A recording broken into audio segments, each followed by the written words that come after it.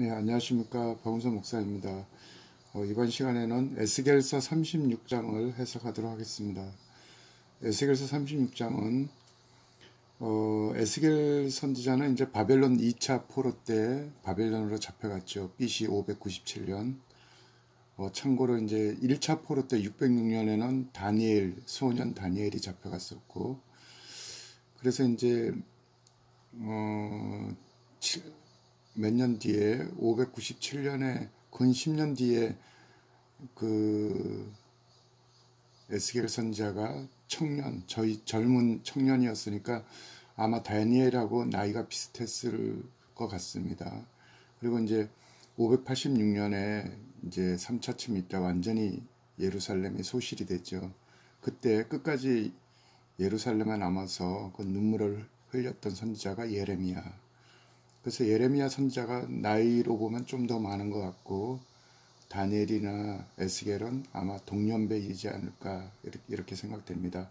근데 그 에스겔 선지자가 이제 바벨론 포로로 잡혀가서 이제 하나님의 그 음성을 들으면서 이제 장차 지금 잡혀가서 이렇게 황폐하게 되었지만은 장차는 이제 그 이스라엘 땅이 이렇게 먼 미래에 이렇게 다시 회복되어서 원래 전 지위대로 회복되고 사람의 때와 짐승의 때로 너희 이스라엘과 예루살렘이 가득 차게 되리라.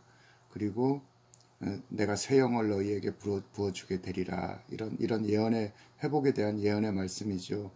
그러나 이 에스겔 선지자가 느끼기에는 이게 뭐 그렇게 큰 미래의 일들이 아닐 줄 알았을 것입니다. 그런데 실제적으로 지금 2600년 지난 일이죠.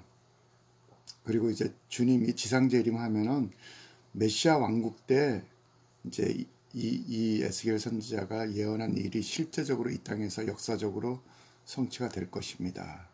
예, 그런 내용을 기록한 것이 36장입니다. 1절입니다. 인자야, 너는 이스라엘 산들에게 예언하여 이르기를, 이스라엘 산들아, 여호와의 말씀을 들을지어다. 주 여호와께서 이같이 말씀하시기를, 원수들이 내게 대하여 말하기를, 아하, 옛적 높은 곳이 우리 기업이 되었도다 하였느니라. 그러니까 이제 예루살렘이 BC 586년에 완전히 망했을 때 주변에 있던 에돔이나 주변에 그 이스라엘 주변국들이 옛날에 그 솔로몬 다윗 시대 그 명성이 있었던 그 이스라엘이 이제 완전히 망했다. 그러니까 이제 그 땅은 우리의 기업이 되었구나. 이렇게 막 손뼉을 치고 좋아했다는 것이죠.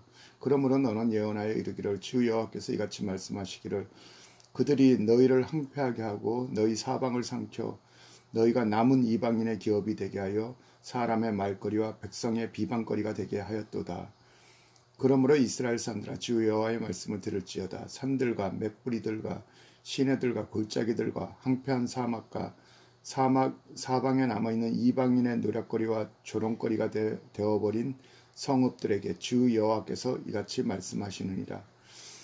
주 여호와께서 이같이 말씀하시기를, 내가 진실로 내 맹렬한 질투로 남아있는 이방인과 에돔 온 땅을 쳐서 말하였노니, 이는 그들이 심히 즐거워하는 마음과 멸시하는 심령으로 내 땅을 빼앗아 노력하여 자기 소유를 삼았습니다.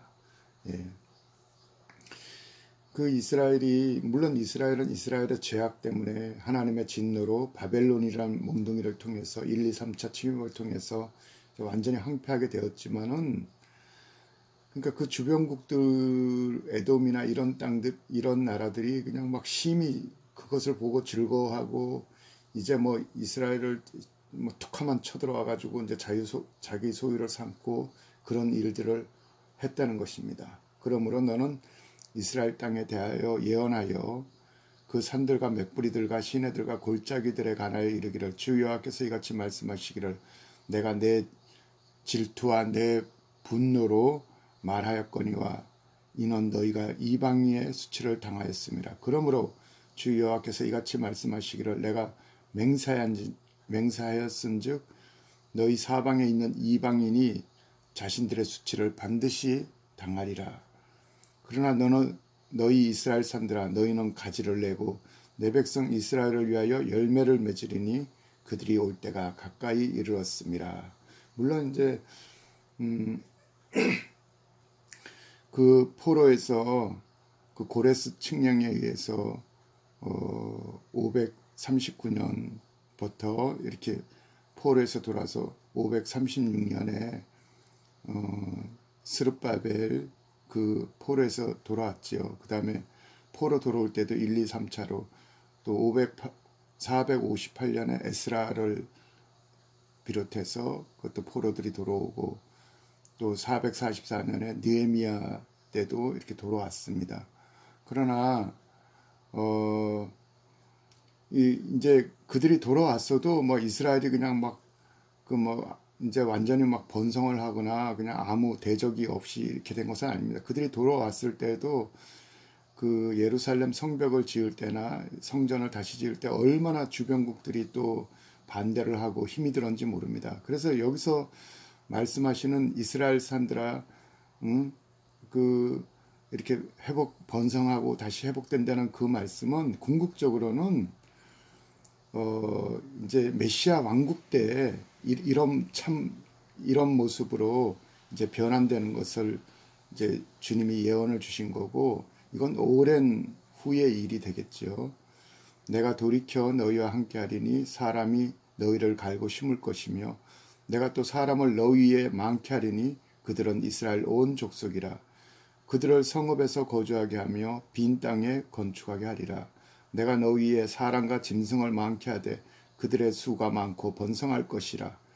너희 전의 지위대로 사람이 거기 거주하여 너희를 처음보다 낫게 대우하리니 내가 여호와인 줄 너희가 알리라.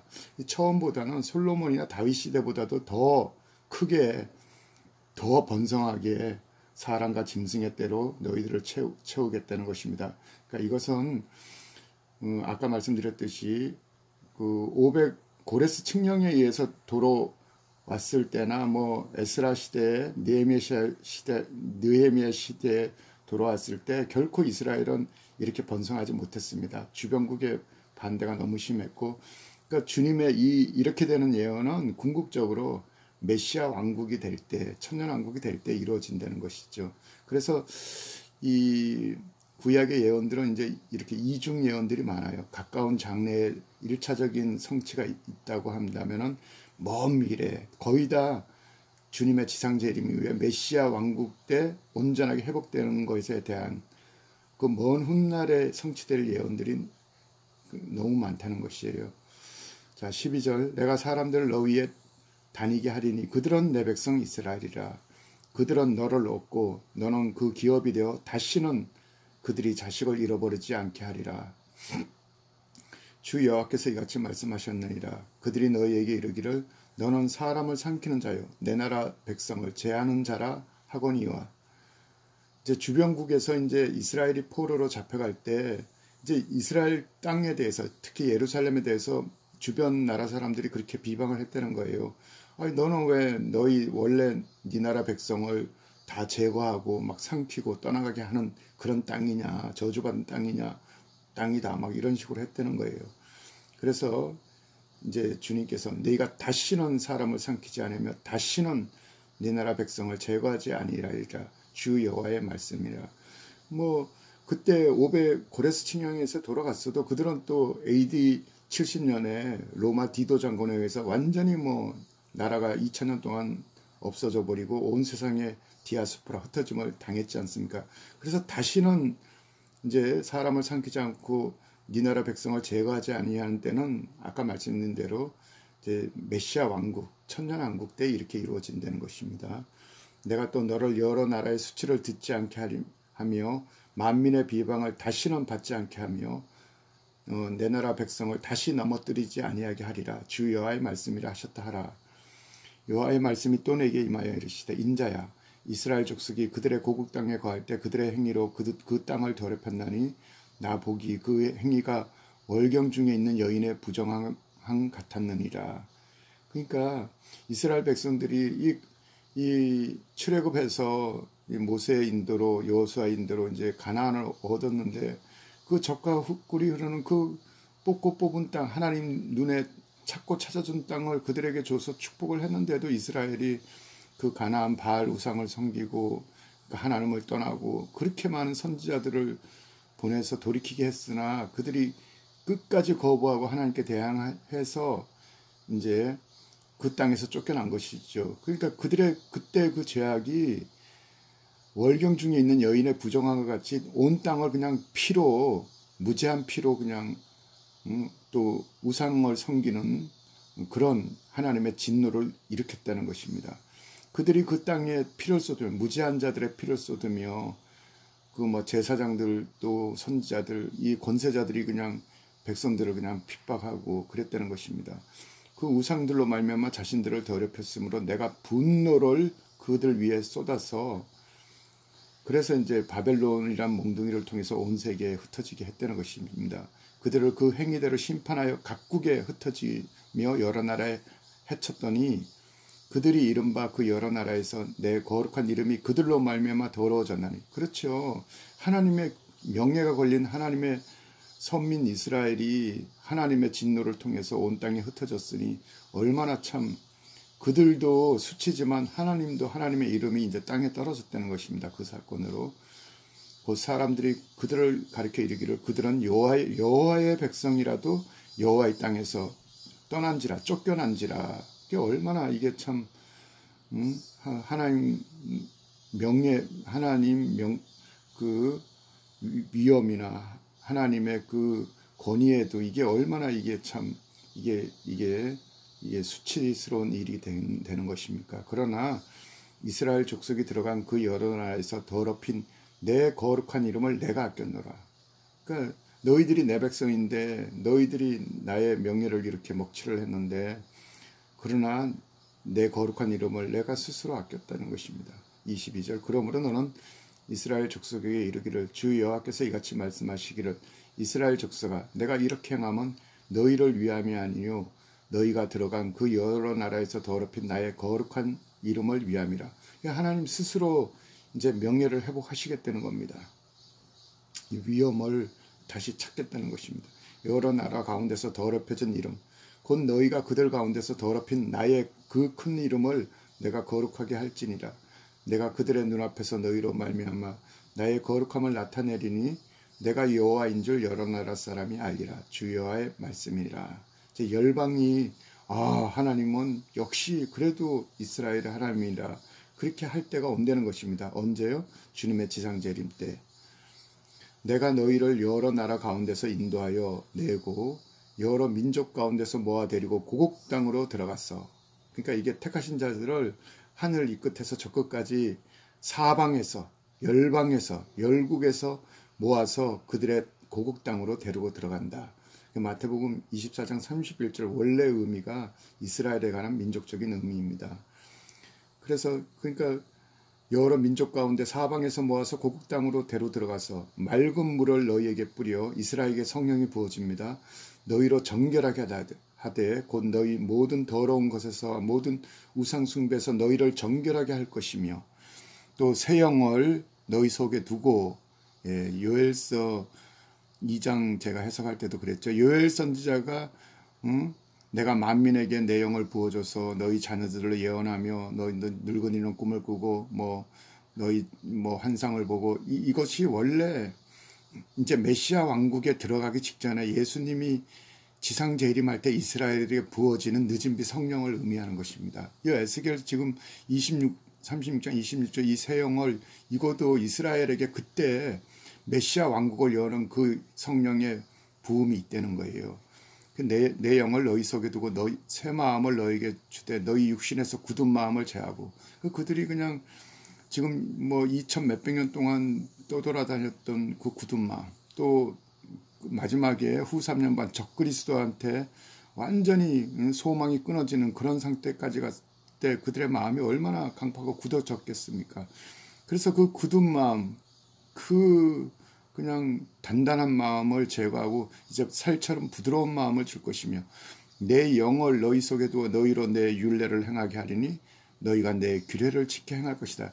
이제 그 옛날에 너희가 쫓겨났을 때 내 율례와 규례를 무시하고 버렸던 것들을 이제는 이제 내가 내 영을 충만하게 부어줌으로 이렇게 주의 영을 따를 때 율법의 요구가 다 질 수 있다고 하지 않습니까? 그러니까 이제 주의 성령이 충만하게 부어지면은 그들이 내 규례를 이제 올바르게 다 지킨다는 것입니다. 내가 너희 조상에게 준 땅에서 너희가 거주하면서 내 백성이 되고 다시 원래 내 장자가 되고 나는 원래 너희 여호와 하나님이 되리라.